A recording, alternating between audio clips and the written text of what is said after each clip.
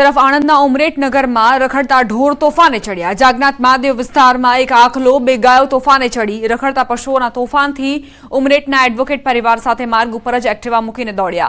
એક એક્ટિવા ચાલકે પણ તોફાની પશુઓથી બચવા કાબુ ગુમાવતા વાહન સ્લીપ થયું। ઉમરેઠનગરમાં જાહેર માર્ગ ઉપર વારંવાર આખલાઓ તોફાને ચડતા નગરજનોમાં પણ ફફડાટ ફેલાયો છે। ઉમરેઠનું સરકારી તંત્ર માત્ર તમાશા જોઈ રહ્યું છે। समाचार सुरेन्द्रनगर थी ध्रांगध्रा शहर में आखलानो आतंक। जाहिर रस्ता पर बे आखला बाखड्या। आखला युद्ध में केटलाक वाहनों ने नुकसान। बजार विस्तार में बे आखला युद्धे चढ़ता खरीदी करवा आवेल ग्राहकों, रस्ता परना वाहन चालकों और दुकानदारों में डरनो माहौल व्याप्यो। बे आखलाओ बाखड़ता ज रोडनी साइड में पार्क करेल 2 થી 3 बाइक ने अड़फेटे लीधा और त्यारबाद ए बाइकનું खूब ज मोटું नुकसान थયું। अनेक रजूआत कराई छे छतां पण पालिका तंत्र द्वारा रखड़ता ढोरने दूर करवा माटे कोई ज कार्यवाही नथी थती। परिणामे नागरिकोने पारावार मुश्केलीओ वेठवी पड़े छे।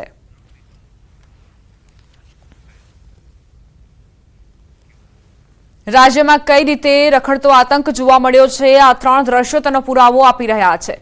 सूरतमां एक युवक मौतने भेट्यो। श्वान पाछळ पड़ता ज युवके बाइक परथी संतुलन गुमाव्युं अने ते अकस्मातनो भोग बन्यो। आ तरफ आणंदनी वात करीए के ज्यां रखड़ता ढोરના કારણે आसपासना विस्ताરના जे लोको हता तेमां डरनो माहोल व्याप्यो। सुरेन्द्रनगरमां पण स्थिति अलग नथी। અહીં પણ રખડતા આખલાઓના કારણે જ યુદ્ધ જામ્યું અને આસપાસના જે વાહનો હતા તેમને આ આખલાઓએ નુકસાન પહોંચાડ્યું। લોકોને છેતરનાર લકી ડ્રોના આયોજકોની અટકાયત। લકી ડ્રો યોજાય તે પહેલા જ 11 આયોજકોની અટકાયત કરાઈ।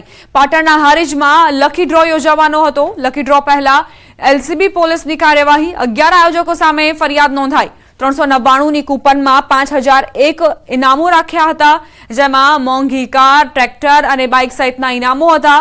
એલસીબી પોલીસ લકી ડ્રો સંચાલકોની અટકાયત કરી હારીજ પોલીસ મથકે લઈ જવાયા હતા। 11 સંચાલકો વિરુદ્ધ હારીજ પોલીસ મથકે પોલીસ ફરિયાદ નોંધાઈ છે। સંવાદદાતા અશરફ જોડાઈ ગયા છે વધુ જાણકારી સાથે। અશરફ, આજે આયોજન હતું, કેવા પ્રકારનું હતું અને એલસીબીની કાર્યવાહી ત્યાં સામે આવી છે, શું વિગતો? બિલકુલ દીપા, જે રીતે બનાસકાંઠામાં લકી ડ્રો નામે છેતરપિંડી યાત્રા બાબતે જે અશોક માળી નામનો ઇસમ છે તેના ઉપર અગાઉ પણ ફરિયાદ નોંધાઈ છે, ત્યારે ફરી ક્યાંક હારીજમાં કૃષ્ણધામ ગૌશાળા સમિતિના નામે સમગ્ર ડ્રોનું આયોજન કર્યું હતું ગત રોજ, જેમાં એક સંતવાણીનો કાર્યક્રમ પણ કરવામાં આવ્યો હતો। આ ડ્રોમાં 399ની કૂપન આપવામાં આવી હતી, તેમાં 5001 ઇનામો હતા, જેમાં મોઘીદાટ કારો, ટ્રેક્ટર છે અને બાઇક સહિત। પરંતુ સમગ્ર માહિતી જ્યારે પાટણ એલસીબી પોલીસને થતા ડ્રોના સ્થળ પર ક્યાંક એલસીબી પોલીસે તપાસ હાથ ધરી હતી અને ત્યારબાદ જે આયોજકો હતા, જેમાં લગભગ 11 જેટલા આયોજકોની એલસીબી અટક કરીને હારીજ પોલીસ મથકે લઈ જઈ અને પૂછતાછ કરી હતી। જો કે સમગ્ર આયોજન ક્યાંક આભાર અશરફ જાણકારી આપવા માટે। સુરતના ટેક્સટાઇલ માર્કેટમાં આગ કાબૂમાં આવ્યા બાદ સર્વેની કામગીરી હાથ ધરાઈ છે। 10 વેપારીઓને અંદર જવાની મંજૂરી આપવામાં આવી। હાલ 2 વેપારીઓ પોલીસની હાજરીમાં માર્કેટ જશે। વેપારીઓ માર્કેટમાં જઈને સર્વે કરશે। સર્વે બાદ પોતાના અન્ય વેપારી મિત્રોને માહિતી આપશે। ચોથા દિવસે શિવશક્તિ ટેક્સટાઇલ માર્કેટમાં 10 વેપારીઓને અંદર જવાની મંજૂરી અપાઈ છે।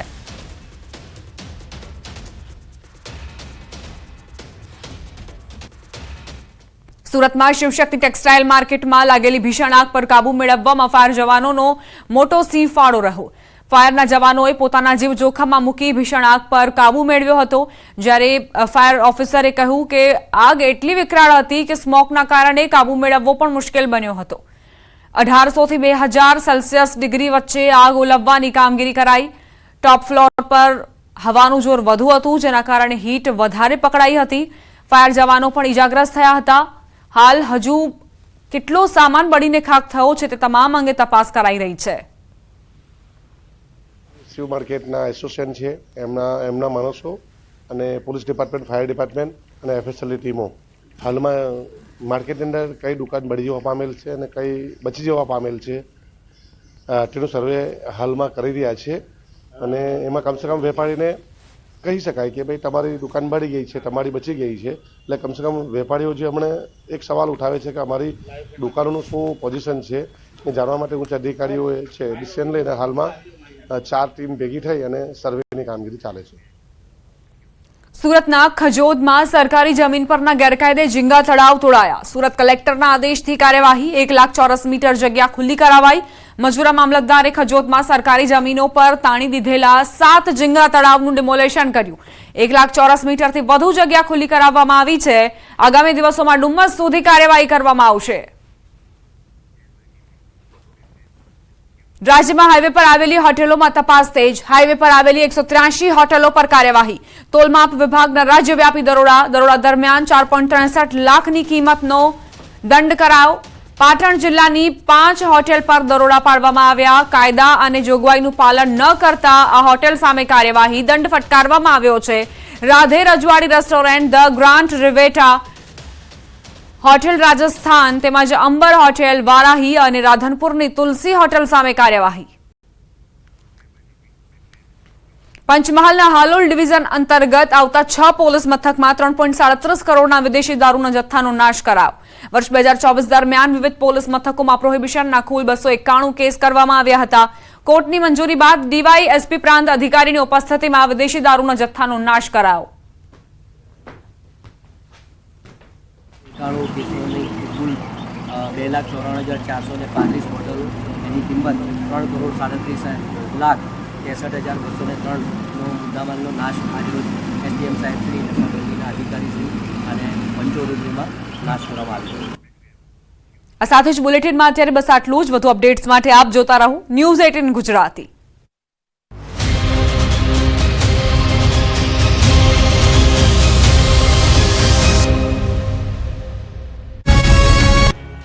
અમરેલીના ગુરુના વેશમાં હેવાન બનીને લક્ષ્મી સમાન દીકરીઓને પીંખી નાખતું નરાધમ પકડાયો.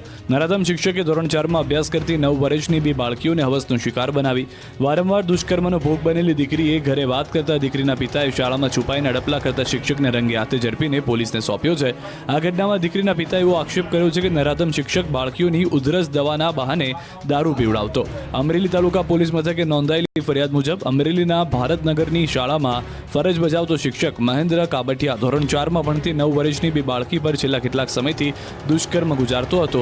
આ ઘટના અંગે એક દીકરીએ પોતાના ઘરે વાત કરી, જેથી દીકરીના પિતાએ શાળામાં સંતાઈને રેકી કરી હતી.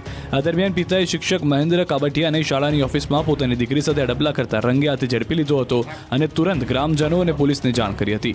ઘટનાની જાણ થતાં જ અમરેલી રૂરલ પોલીસ સ્થળ પર પહોંચી હતી અને આરોપીને ઝડપી લીધો હતો. આ ઘટનાને લઈને શાળામાં અભ્યાસ કરતી અન્ય દીકરીઓના વાલીઓમાં પણ રોષ જોવા મળ્યો છે, જેમણે નરાધમને કડકમાં કડક સજા કરવાની માંગ કરી. લોક સાહિત્યકાર દિવાદ ખવડે હાઈકોર્ટમાં અરજી કરતા ચાંગોદર પોલીસ એક્શનમાં આવી ગઈ. ઘટનાના 7 દિવસ બાદ આ મામલે પોલીસે દિવાદ ખવડની એફઆઈઆર નોંધી લીધી છે. સાથે જ પોલીસે દિવાદ ખવડ વિરુદ્ધ પણ ફરિયાદ નોંધી છે. દિવાદ ખવડના ડ્રાઈવરે ધાડની ફરિયાદ નોંધાવી છે, જેમાં ગાડી અને 5 લાખ રૂપિયા લઈ જવાનો આરોપ છે. બીજી તરફ ડાયરાના આયોજક ભગવતસિંહે ડાયરા પેટે દિવાદ ખવડે 8 લાખ રૂપિયા એડવાન્સ લીધા બાદ છેતરપિંડી આચરી હોવાની ફરિયાદ નોંધાવી છે. 20 ફેબ્રુઆરીએ આયોજક ભગવતસિંહ દ્વારા સનાથલમાં ડાયરાનું આયોજન કરાયું હતું. એ જ દિવસે પીપળાવ ખાતે પણ દેવાદ ખવડનો ડાયરો હતો. ભગવતસિંહના આરોપ પ્રમાણે રૂપિયા લીધા બાદ દેવાદ ખવડ ડાયરામાં હાજર ન રહ્યા. બીજી તરફ ખવડનો આરોપ છે કે પોતે ડાયરામાં આવ્યા હતા, પણ ઓડિયન્સ નહોતું એટલે ફરી આવવાનું કહીને પીપળાવ ગયા હતા. આ દરમિયાન જ ભગવતસિંહ અને તેમના સાથીઓએ મારા ડ્રાઈવર કાના પર હુમલો કર્યો, 5 લાખ લઈ લીધા અને કાર પણ લઈ ગયા. ખવડના દાવા પ્રમાણે ભગવતસિંહે તેઓને 1 પણ રૂપિયો આપ્યો નથી. જોકે પોલીસે 22 ફેબ્રુઆરી મામલે માત્ર અરજી જ લીધી હતી, કોઈ ફરિયાદ નોંધવામાં આવી નહોતી. આથી દેવાદ ખવડે હાઈકોર્ટમાં અરજી કરી હતી અને ફરિયાદ નોંધવા માટે પોલીસને નિર્દેશ આપતા તથા જવાબદાર